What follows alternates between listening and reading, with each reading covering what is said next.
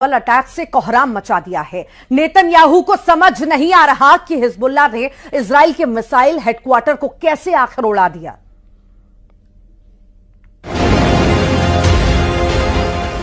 उड़ा दिया इजराइल का मिसाइल हेडक्वार्टर।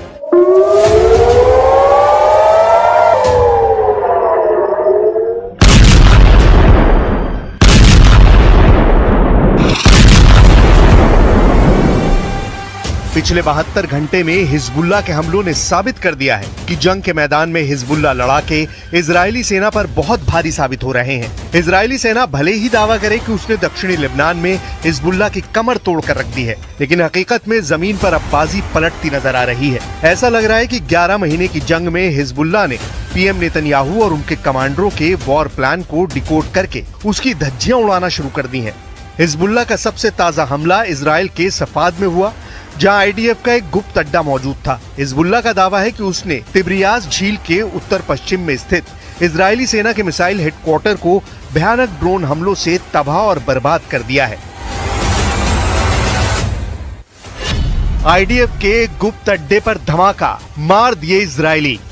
हम आपको एनिमेशन के जरिए दिखाते हैं कि आखिर हिजबुल्लाह हमले पर क्या दावा कर रहा है। दावों के मुताबिक हिजबुल्लाह की ड्रोन यूनिट ने इजराइल के सफाद में मौजूद इजराइल के मिसाइल हेडक्वार्टर को तबाह कर डाला है। हिजबुल्लाह का दावा है कि इजराइल ने सफाद में एक गुप्त मिसाइल अड्डा बना रखा था, जिसमें हजारों की तादाद में मिसाइलें मौजूद थीं। हिजबुल्लाह ने सटीक और पक्की खुफिया जानकारी के आधार पर अचानक भीषण ड्रोन हमले किए हैं, जिसमें इजराइल के मिसाइल हेडक्वार्टर को पूरी तरह से उड़ा दिया गया है। इस हमले में कई इजरायली सैनिकों के मारे जाने की भी खबर आ रही है।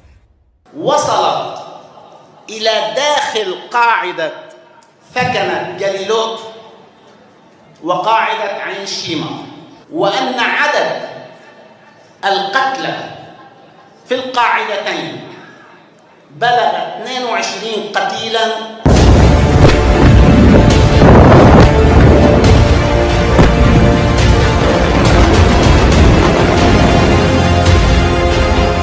इधर इजरायली सेना ने हिजबुल्लाह के दावों पर कोई प्रतिक्रिया नहीं दी है। इजरायली सेना अभी भी दक्षिणी लेबनान पर भीषण हवाई हमले करने में जुटी है। पीएम नेतन्याहू भी हिजबुल्लाह के हमलों पर चुप्पी साधे बैठे हैं, लेकिन हिजबुल्लाह ने यूरोपियन और मिडिल ईस्ट के टॉप सूत्रों से पता लगाने का दावा किया है कि उसके हमले से इजरायली सेना को भारी नुकसान हो रहा है। अब आप ये देखिए कि हिजबुल्लाह लड़ाके इजरायली मिसाइल डिपो को उड़ाने पर और क्या क्या दावे कर रहे हैं।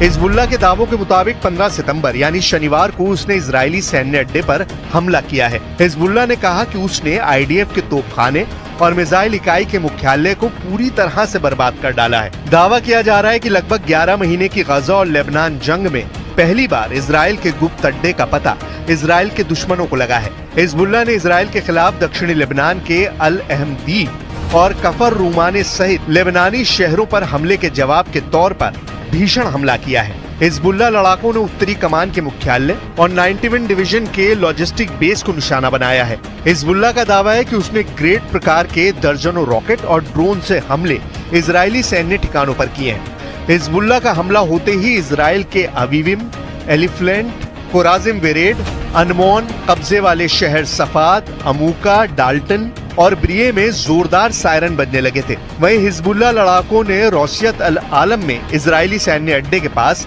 एक इजरायली मरकावा टैंक को एंटी टैंक गाइडेड मिसाइल से तबाह करने का दावा किया है। अब ऐसे हालात में सवाल उठ रहे हैं कि आखिर इजरायली सेना और नेतन्याहू किस आधार पर दावा कर रहे हैं कि इजरायली सेना गजा से लेकर लेबनान तक जंग जीत रही है, जबकि इजराइल के मिसाइल हेडक्वार्टर को तबाह करने से पहले हिजबुल्लाह लड़ाके एक बड़े हमले में इजराइल के 22 सैनिकों को मारने का दावा कर चुके हैं। हिजबुल्लाह लड़ाकों ने इजरायली सेना पर ऐसा खूंखार और बेरहम हमला किया कि इजराइल के प्रधानमंत्री नेतन्याहू और रक्षा मंत्री योव गैलेंट के होश फाख्ता हो गए। इजराइल को रत्ती भर उम्मीद नहीं थी कि हिजबुल्लाह तेल अवीव के पास इजरायली सेना के गिलॉट बेस को तबाह कर सकता है। हिजबुल्लाह के चीफ नसरल्लाह ने डंके की चोट पर दावा किया है कि हिजबुल्लाह ने रॉकेट और ड्रोन हमलों से इजराइल के 22 सैनिकों को मार डाला है। हिजबुल्लाह को कमजोर समझना शायद इजरायली सेना की सबसे बड़ी भूल साबित हो चुकी है।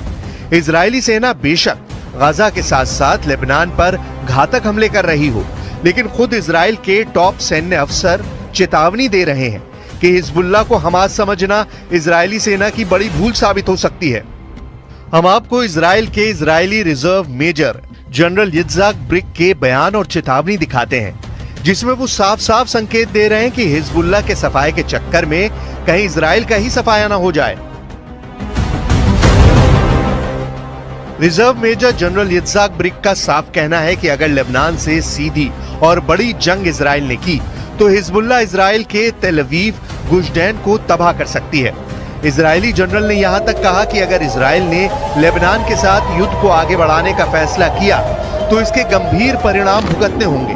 उन्होंने यहां तक कहा कि इजरायली सेना के टॉप अफसरों की बात निरर्थक होती जा रही है। इजरायली चैनल 12 के साथ एक इंटरव्यू में इजरायली जनरल ब्रिक ने यहां तक कह दिया कि हिजबुल्लाह पर हमले का झूठा प्रचार बंद करें, क्योंकि इजरायली सेना काफी छोटी है। इजरायली सेना के पास सिर्फ 6 डिवीजन है जो हमास तक को खत्म नहीं कर सकती है। ऐसे हालात में लेबनान में हिजबुल्लाह से सीधी जंग इजरायली सेना की 6 डिवीजन नहीं कर पाएगी और लेबनान युद्ध इजराइल के वजूद पर बहुत भारी पड़ सकता है।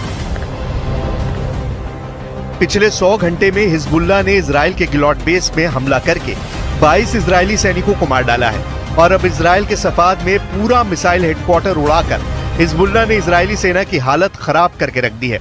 अब देखना होगा इजराइल हिजबुल्लाह के हमलों का बदला कैसे लेता है।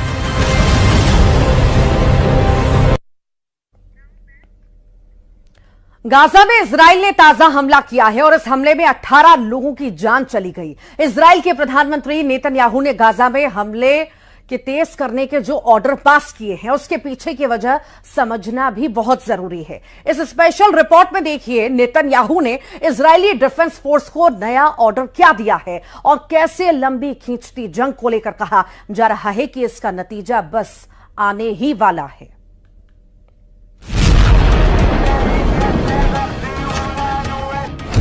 गाजा में बिछ गई मौत की चादर। नेतन्याहू की फौज का ऑपरेशन सर्वविनाश एक्टिवेट। 18 लोगों की हो गई मौत, 40 से ज्यादा हो गए घायल। अब तक 41,000 से ज्यादा फिलिस्तीनियों की मौत, 80,000 से ज्यादा घायल। दुनिया ने ऐसी क्रूर जंग नहीं देखी होगी। गाजा में इजरायली डिफेंस फोर्स ने ताजा हमला किया है। यह हमला दक्षिणी गाजा में हुआ है। इजरायली सेना ने एक स्कूल को निशाना बनाकर जबरदस्त बमबारी की है। गाजा के जिस स्कूल में यह हमला हुआ है वहां ज्यादातर विस्थापित लोग शरण लिए हुए थे। इस हमले में बच्चे भी मारे गए हैं। जमीन का सीना चीरकर गाजा में जिंदगी बचाने की जद्दोजहद बता रही है कि यह जंग इंसानियत पर किस कदर भारी पड़ रही है। इसके अलावा खान यूनिस में इजराइल हमास युद्ध से विस्थापित फिलिस्तीनियों के लिए बने एक शिविर को निशाना बनाया गया।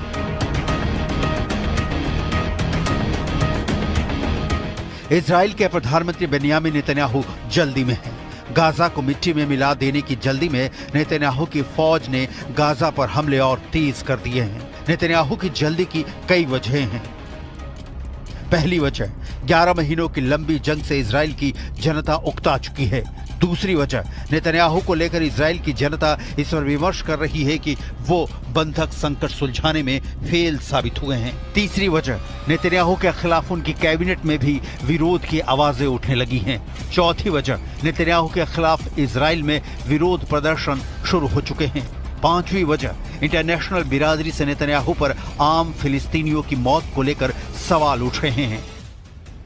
वो लोग जिनका इस युद्ध से कोई लेना देना नहीं है, वो भी जंग के मलबों में कुछ इस कदर दबे हुए हैं जहां रहना तो छोड़िए, सांस लेना भी मुश्किल हो रहा है।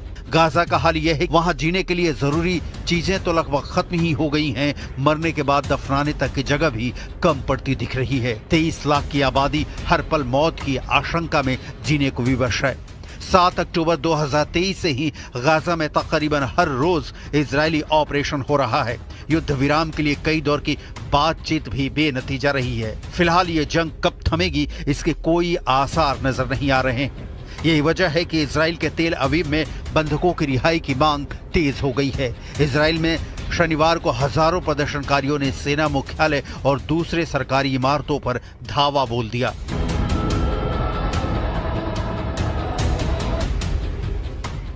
इस दौरान प्रदर्शनकारियों ने प्रधानमंत्री नेतन्याहू के खिलाफ नारेबाजी की और गाजा में बंधक बनाए गए 100 से ज्यादा बंधकों की रिहाई के लिए हमास के साथ शांति बनाने का दबाव डाला।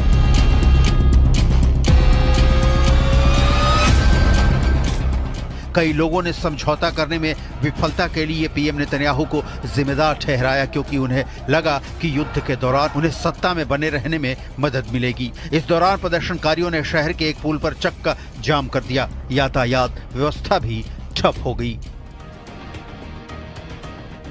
प्रदर्शनकारियों में अब वो लोग भी शामिल थे जिनके अपने हमास के चंगुल में बंधक हैं। इस दौरान नाराज प्रदर्शनकारियों ने गुलाबी धुएं वाले पटाखे जलाकर और बंधकों की तस्वीरों के साथ अपना विरोध दर्ज कराया। ये भी कहा कि जब तक बंधकों की रिहाई नहीं हो जाती उनका विरोध प्रदर्शन जारी रहेगा। 7 अक्टूबर 2023 को हमास के लड़ाकों ने इजराइल में घुसकर 250 इजरायली और विदेशी नागरिकों को बंधक बना लिया था। इजराइल ने युद्ध छेड़ दिया, लेकिन बंधक छुड़ाने की कोशिश में अब तक 41,000 से ज्यादा फिलिस्तीनी मारे जा चुके हैं और जिस हमास के अंतिम आतंकी के मारे जाने तक जंग जारी रखने का नेतन्याहू ऐलान कर रहे हैं, वो हमास का आखिरी आतंकी अब भी इजरायली डिफेंस फोर्स की बंदूक की गोली से बहुत दूर दिख रहा है। जाहिर है नेतन्याहू मुश्किल में है। संयुक्त अरब अमीरात ने भी इजराइल से मुंह फेरा। यूएई ने कहा है कि अगर इजराइल अलग फिलिस्तीन देश नहीं बनाता तो वो जंग के बाद के उनके प्लान का समर्थन नहीं करेंगे। यूएई के विदेश मंत्री अब्दुल्ला बिन जायद अल नहान ने सोशल मीडिया पर इसकी जानकारी दी। इजरायली पीएम नेतन्याहू ने मई में जंग के बाद गाजा के लिए एक प्लान जारी किया था। नेतन्याहू का कहना है कि इसके जरिए गाजा का विकास होगा। प्लान जंग खत्म होने की तारीख से लेकर साल 2035 तक के लिए था।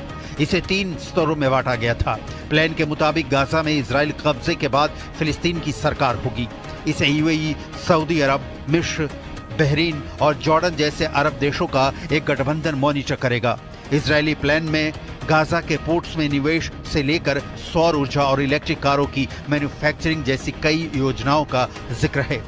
नेतन्याहू की तरफ से गाजा के भविष्य के लिए प्लान जारी करने के बाद उनके रक्षा मंत्री योव गैलेंट ने इसे नकार दिया था। योव गैलेंट ने इजरायली पीएम को चेतावनी दी थी कि वो फिलिस्तीनी जमीन पर कभी भी इजराइल का शासन नहीं होने देंगे। गैलेंट का बयान सुनिए।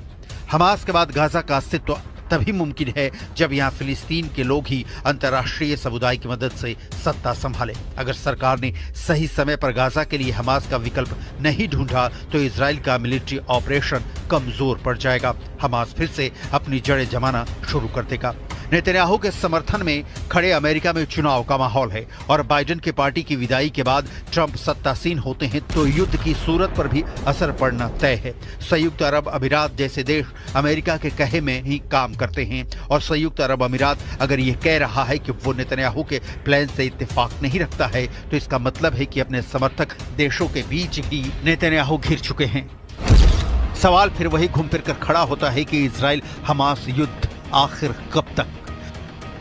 जहां तक इजरायली बंधकों को हमास के कब्जे से छुड़ाने की बात है तो इसी हफ्ते 6 बंधकों की हत्या करके हमास ने नेतन्याहू को लाउड एंड क्लियर मैसेज दे दिया था कि वो चाहता क्या है और नेतन्याहू हैं कि उनके पास विकल्प नहीं बचे हैं। या तो सारे बंधकों को छुड़ाकर देश वापस लाना होगा या संपूर्ण गाजा को जमींदोज कर देना होगा, क्योंकि यहां से नेतन्याहू पीछे हटे तो घर में इजरायली उनके साथ चाहे जो व्यवहार करें, अरब देश इजराइल के खींचे कदम को एक कमजोर देश की निशानी से ज्यादा कुछ नहीं मानेगा, जो भविष्य में इजराइल के लिए आज से भी बड़ा संकट पैदा करने वाला हो सकता है।